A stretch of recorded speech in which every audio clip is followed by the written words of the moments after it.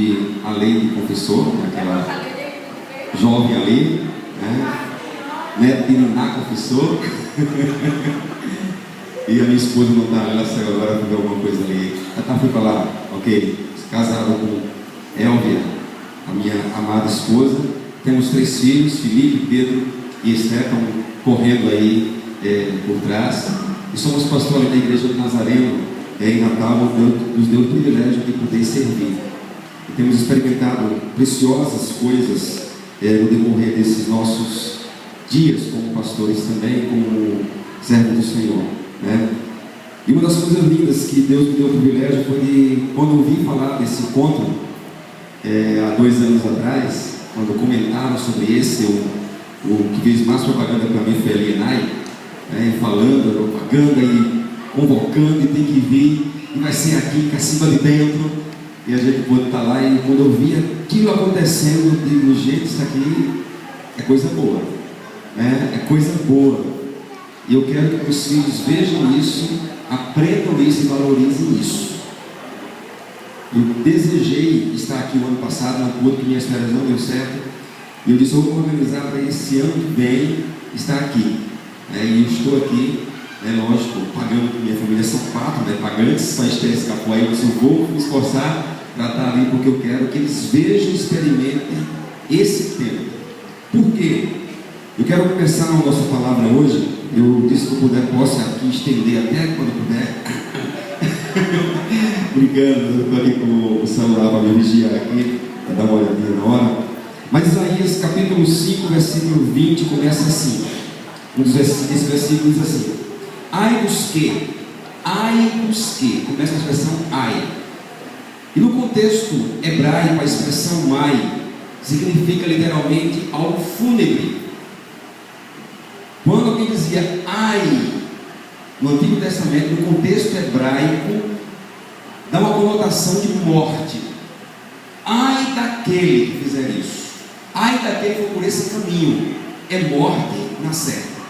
É o versículo que diz assim: ai dos que ao mal chamam bem, e ao bem chamam mal, que fazem das trevas luz e da luz trevas, que fazem do amargo doce e do doce amargo. Em outras palavras, nós temos esse texto aqui, literalmente uma inversão de valores. Ai daqueles que dizem que o que é amargo é doce, aquilo que é bem é mal. Esse é o contexto da sociedade atual, das famílias atuais. Elas começam a planejar, a arquitetar os seus pensamentos baseado no que a sociedade planta e diz, e dizem que aquilo que é bom não é bem por aí. A Bíblia não é absoluta assim, há tanto relativismo para se observar, e começam a enveredar por esse caminho. E aquilo que é doce torna amargo, que é amargo dizem que é doce, que é bom. E vamos vendo os parâmetros que a sociedade tem colocado, e nossos filhos estão vivendo dentro dessa sociedade, nós também, e temos visto a ruína que isso tem trazido para a sociedade, a falta de valores, a falta de princípios, a falta de ética, tornando e transformando famílias fracas, famílias enfraquecidas, e tem gerado uma sociedade sem direção, é a consequência disso, que tem perdido os seus próprios contextos de vida, nas suas próprias buscas, e buscam aqui, buscam ali, não conseguem encontrar nada, e tudo isso como consequência de sair debaixo da graça de Deus, e sair debaixo da orientação de Deus, viver conforme quer e conforme pensa, porque Deus estabeleceu a família com um propósito. Deus, quando olha para o homem e vê o homem sozinho, e o homem lá, Adão, vê todos aqueles animais, cada um com seu relacionamento, cada um com um animal que lhe fosse, digamos, semelhante, ele não tinha ninguém semelhante, ele olha e se entristece, e Deus provê a mulher para estar ao lado dele e alista a família, no contexto de segurança, e trazendo o companheirismo, suprindo a necessidade de Adão, do homem, gerando companheirismo, partilha, convívio, crescimento e principalmente ensino pela troca de experiências. Agora o homem ia conviver com alguém semelhante, mas porém com diferenças, porque homem e mulher são muito diferentes em vários aspectos. O contexto social fala muito sobre isso, o contexto de vida biológico fala sobre isso. Mas Adão e Eva tornam-se pais, têm filhos. Depois os filhos se casam, tornam-se tios, surgem os sobrinhos, sobrinho com sobrinho tornam-se primos. De repente aqueles que eram pais tornaram-se avós, surgiram os netos, vieram agregar os cunhados, noras, genros, sogros, e a família começou a se expandir. E o contexto da família tornou-se real, formando elos. E hoje nós estávamos aqui, eu e o pastor Aécio, juntamente com algumas mulheres ornamentando, a gente veio tentar fazer alguma coisa, né? A gente tentou aqui, tudo que a gente fazia dava errado. Porque eu ia dizer, assim não, não foi tira, aí tirava, pendurou aqui, pendurou ali, nada deu certo, subiu, não deu certo nada. Mas a ideia era que aquela entrada ali com as três cores ali do brasão da família pudesse simbolizar que nós formamos elos, há elos interligados. E quando nós olhamos para todo esse contexto, percebemos isso. E uma certeza arde no nosso coração. Não há, escuta isso, não há substituto para a família. Nada substitui a família. Nada. Porque pela família passa o futuro da vida, pela família passa o futuro da humanidade, pela família passa o futuro da igreja e da espiritualidade da própria igreja. Se ela for bem cuidada, teremos bons resultados. Se ela for mal cuidada, as consequências serão desastrosas. E aí em Juízes, capítulo 2, verso 10, fala sobre isso. Um desastre no contexto de Israel, quando os pais, escuta isso com muito carinho, os pais não tiveram cuidado de semear a adoração dos seus filhos. Em Juízes capítulo 2, verso 10 diz: e foi também congregar a toda aquela geração a seus pais. A outra geração após ela se levantou, uma outra geração se levantou.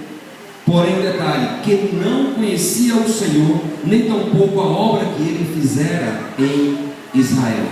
O contexto aqui de Juízes diz uma geração que surgiu e se levantou após aquela dos pais que conhecia o Senhor, mas que agora a geração não tinha relacionamento nenhum com Deus. E o erro, ou a responsabilidade disso estava nas costas dos pais, que não semearam na vida dos filhos de alguma forma. E as consequências vieram em virtude disso. Uma geração cresceu sem conhecer ao Senhor. Tem duas coisas que os pais precisam deixar para os seus filhos como legado. Uma coisa é ajudar os filhos a criarem asas. E nós vimos aqui o contexto agora do testemunho. Foi para cá, foi para lá, acompanhou, mas ajudando o Gelson a começar a bater asas para voar. Para tornar-se um profissional, de repente aí no futuro ter seu relacionamento, casar, ter sua família, criar asas, voar. Mas também há uma responsabilidade dos pais, criar raízes dos seus filhos. Raízes. Porque raízes elas fundamentam, elas firmam a vida de qualquer pessoa. E as raízes têm a ver com aquilo que nós passamos, é o incorporar nossos filhos, nossas crenças, os nossos valores, que são passados de uma geração para outra. E aquilo que me alegra nesse momento aqui, de estar aqui, é ver que nós temos esse cuidado de passar para as novas gerações o valor que nós temos. Eu estava falando e comentando isso com duas pessoas. Se aqui nós tivéssemos reunido a família, todo mundo aqui com alguns objetivos, mas tivesse não vamos dizer com uma certa liberdade, fazer tudo o que o pessoal pudesse fazer, com bebidas, com isso, aquilo, outro, talvez tivesse muito mais pessoas aqui. Mas eu falei para essas pessoas, nós estamos no caminho certo, porque estamos diante de Deus, agradecendo porque temos crença, temos valores, estamos passando para nossos filhos esses valores. Talvez alguns não chegaram porque acharam o ambiente meio assim. Eu sei porque tem pessoas próximas a mim que pensam assim. Mas nós estamos no caminho certo. E aos poucos virão. Virão, porque eu creio nisso. Em nome de Jesus. Eu creio nisso. Nós estamos no caminho certo. Semeando sementes. E essa semente ela distingue as famílias. Essa família ela tem uma distinção pela semente que nós somos lançados como uma identidade. Nós somos uma identidade como confessores. Uma identidade. Família confessor, identidade única. Os valores da família dos pais sentimos-nos mais fortes, Como se esses valores te tornassem uma espécie, escuta isso, de segurança. Valores traz segurança para a família. Quando a família tem valor, os nossos filhos sentem-se seguros. Uma família cresce sem valor, eles vão para tudo que é canto e não sabem para onde ir nem para onde tirar, ficam baratas como o meu do galinheiro. Com essa expressão, né? Correndo para cá e para lá para o galinheiro querem pegar. Mas quando a família tem valor, ou valores cultivados, semeados, ela começa a ter segurança e o sentimento de pertencer. Eu pertenço a uma família que tem valores. E segurança e o sentimento de pertencer são necessidades básicas do ser humano. Os que são psicólogos ou que têm algum estudo nessa área sabem disso. Todo ser humano tem necessidades, entre outras tantas, necessidade de pertencer e de segurança. E nós, como família, estamos semeando na vida dos nossos filhos isso. Isso é bom demais. E ao mesmo tempo, nós nos tornamos com esses valores um trampolim que impulsiona nossos filhos a ver além do que estamos vendo, a olhar adiante. E aqui, permita abrir um parênteses, os nossos anciãos experientes são importantes para isso, estão passando esse legado para nós, criando vínculos com as tradições também. E foi isso que Lloyd e Eunice fizeram na vida de Timóteo. 1 Timóteo capítulo 1, versículo 5 fala sobre isso, lembra disso? Quando Paulo está escrevendo e falando para Timóteo, diz: oh, lembra do que você aprendeu na sua meninice, você era criança ainda, com a sua avó Lloyd e com a sua mãe Eunice. Então fala de ensinos de outros que passaram e que chegaram até o jovem Timóteo, porque são ensinos que são passados de uma geração para outra e que ficam como valores fundamentais. O contexto bíblico expressa a importância disso com as genealogias. Fulano que é filho de fulano, que é filho de fulano, que é filho de fulano. Nós fazemos isso quando criamos nossa árvore genealógica aqui. É o contexto bíblico passando isso de alguma forma. E aí vamos gerando essa influência espiritual dentro da família. E aqui eu quero falar sobre 3 coisas, né? Para determinar nosso pensamento hoje. A hora me permite falar ainda isso. Já tenho ainda aqui uns 20 minutos, 25 minutos para poder falar um pouquinho. Espero que você não fique com sono, né? Maria, esperta aí. Esperta. Amém? Corta, irmão. Aleluia. Olha esse aqui voando. Oh, vai para lá. Isso, embora. Olha só, 3 coisas que a espiritualidade verdadeira, genuína, gera como qualidade dentro de uma família. Primeira coisa, solidez. Solidez familiar.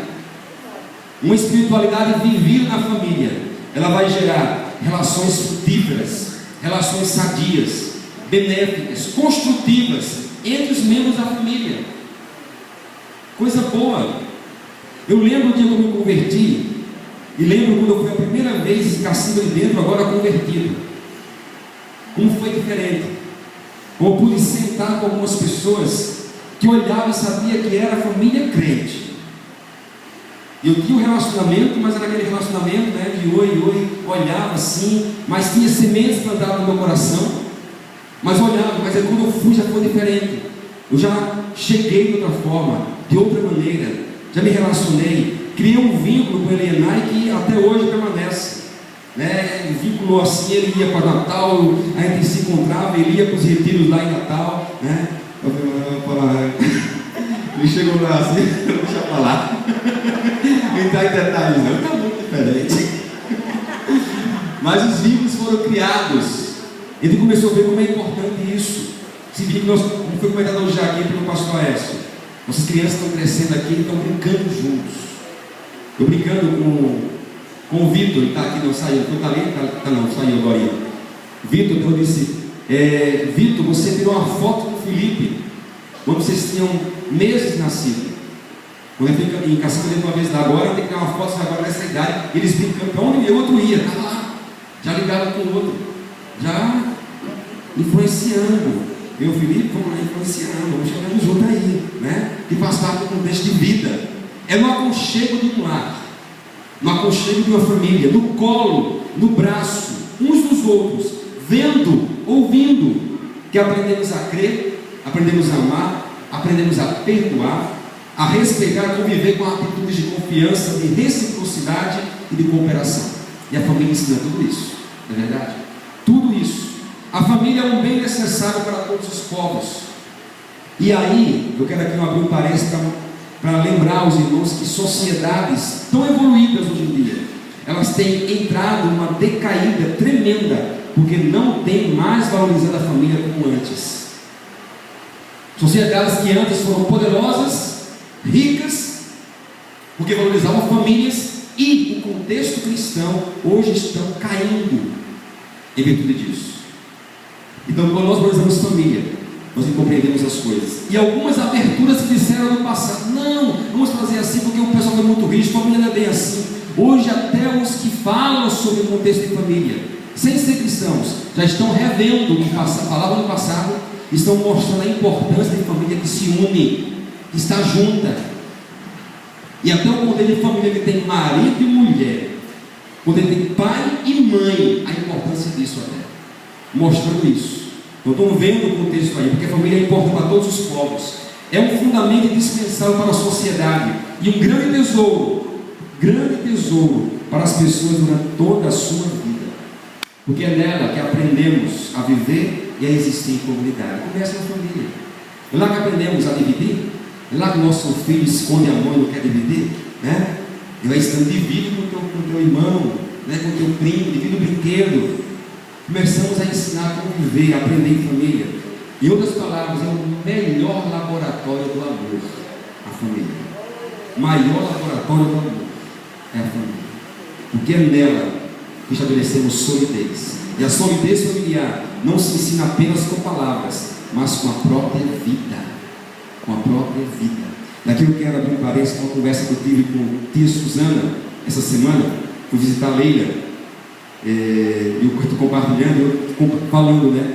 Quando nós chegávamos no contexto de família, os cristãos, os crentes assim que viviam naquela situação, eram as primas de minha mãe, né? Porque nós não tínhamos no contexto assim de minhas tias, dos meus primos mais próximos, ninguém assim tal que vivia dessa maneira, pensava dessa forma. Um dia aconteceu, eu fui tomar uma iniciativa, Deus me ministrou uma oração, foi algo muito especial, e eu me converti dia 4 de junho de 1989. E Leila foi a segunda que veio. E disse: Leila, eu queria muito ter essa conversa aqui em casa, conversando aquelas questões todas, mas eu comecei a lembrar de coisas que foram sentadas no meu coração, mesmo a minha mãe não andando pelos caminhos como deveria caminhar naquela época ainda. Eu lembrei, por exemplo, quando minha mãe cantava uma canção em casa, e deve ter aprendido pelas casas das suas tias quando passou. E foi lindo quando a tia Suzana, ou a irmã Suzana, como alguns conhecem também, falou que ela tinha uma preocupação, um sentimento de: será que eu fui rejeitada? Porque minha mãe, meu pai, minha mãe mandava para tudo que era tia, para tia tal, passava meses na casa de uma tia. E eu tinha um sentimento disso. Aí de repente alguém chegou para ela, quem foi? Tia Neném. Chegou e disse: minha filha, a sua mãe fazia isso porque às vezes vocês passavam necessidade, e para não ver vocês passando fome, mandava vocês para a casa das suas tias. E aí eu ouvindo aquilo, disse: como é lindo família, como é lindo família, que cuida um do outro, que se relaciona com o outro. Aí eu ouvindo isso, me emocionei, porque eu disse assim: isso é ser família.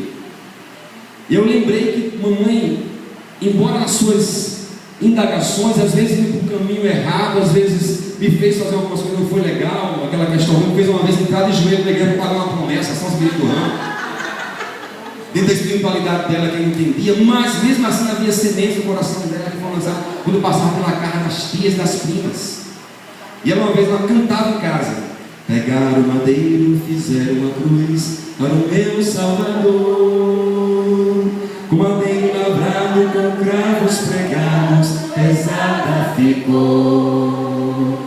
Ele carregou a cruz, quando não suportou, caiu, mas Deus deu graça, subiu ao Calvário, por mim e por ti.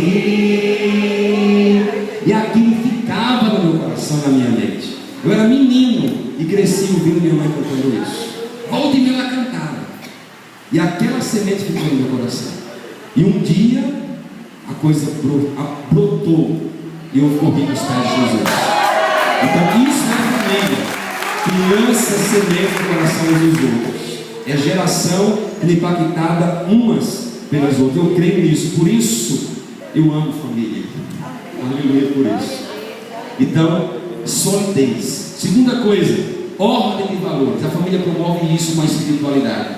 Ordem de valores, porque todo lugar onde não se cultiva valores básicos da vida, como respeito, ética, partilha, diálogo, etc., o caos acontece e se estabelece. É importante cultivar valores. Vivemos a era da tragédia existencial. Escuta isso, tragédia existencial, onde se coloca como prioridade o ter. Temos que ter, temos que possuir. O prazer está em alta, a esperteza está em alta, o egoísmo, o individualismo sobressai. E às vezes esquecemos os valores éticos, morais, espirituais, do que é ser, do que é existir, do que é viver, do que é conviver, do que é justiça, do que é compreensão, do que é compromisso. Esquecemos isso. Diga-se de passagem que nós fazemos com nossos filhos inconsciente. Meu filho, estude para você ser alguém na vida. O que é que você vai ser quando crescer? Eu já fiz isso com meus filhos. E um dia eu disse: Senhor, me perdoa. Eu pedi perdão. Escuta por que eu fiz isso. Porque quando eu perguntava o que você quer ser na vida, eu estava colocando objetivos apenas materiais e profissionais na vida dele. Ser um médico, ser um advogado, ser isso, aquilo, outro. Mas um dia eu parei e disse: eu estou errando. Você tem que ser um homem de Deus. E todo o resto vai ser acrescentado. Seja um homem de Deus. Então você vai ser um homem ou mulher de Deus. Esse valor tem que ser impregnado. O que ele vai ser como profissão vai ser consequência. E uma vez que você será um médico, Kelso, você vai ser como homem de Deus. Um médico vai ser usado por Deus. E assim por diante. Mas não a prioridade é ser isso ou aquilo outro. Porque a sociedade implica isso, impõe isso, tenha, possua, faça.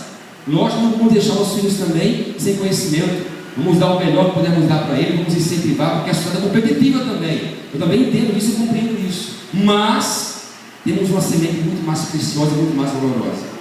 E essa semente não pode ser descartada, é o valor espiritual. Seja o homem de Deus. A família é uma escola de vida carregada de significado. Família é lugar do sorriso fácil, né? E hoje eu não consegui dormir.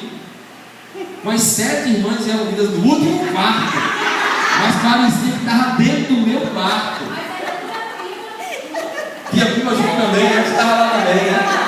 Gente, era uma gargalhada, um sorriso. Até o pessoal que trabalha foi lá ouvir o que estava acontecendo. E elas são 7 irmãs juntas, né? A mulher lá na cozinha. Eu disse: é isso mesmo. É muita história para contar, porque é um lugar de sorriso fácil. Família é assim. Família é lugar de gente que chora. E eu vi gente chorando hoje aqui no ombro do outro. Eu vi gente chorando, compartilhando dor hoje à tarde. Família é lugar de gente chorar juntos. E vi gente intercedendo por gente aqui hoje, orando por vidas.